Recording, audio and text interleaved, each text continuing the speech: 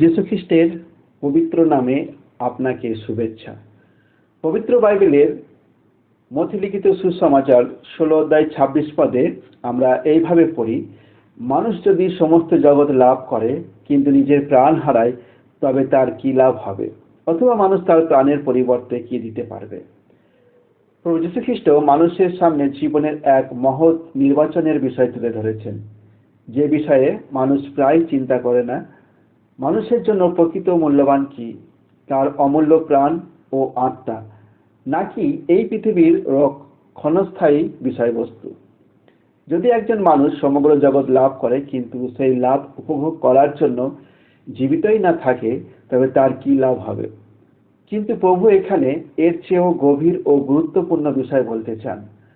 মানুষের প্রাণ ও আত্মা মৃত্যুর পরেও অস্তিত্বশীল থাকে, তাই এই পৃথিবীর কোনো কিছুই তার সমতুল্য হতে পারে না। এই জীবনে যে ক্ষতি হয় তার অনেক কিছুরই পূরণ করা যায়, কিন্তু আত্মার ক্ষতির পূরণ কখনোই সম্ভব নয়। সেই ক্ষতির ভার মানুষকেই বহন করতে হবে। প্রাণ বা আত্মা মানুষের আধ্যাত্মিক ও অমর অংশ।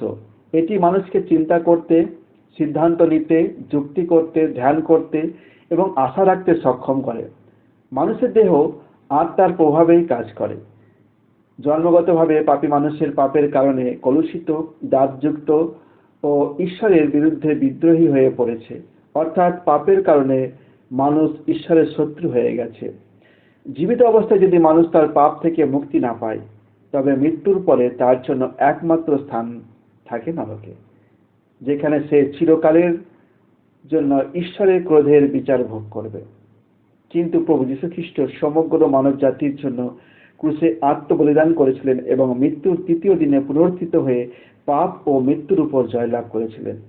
আপনি কি আপনার জন্য তার উপর বিশ্বাস স্থাপন করে মৃত্যুর পরের একটি নিরাপদ ও অনন্ত ভবিষ্যৎ বেছে নিতে চান?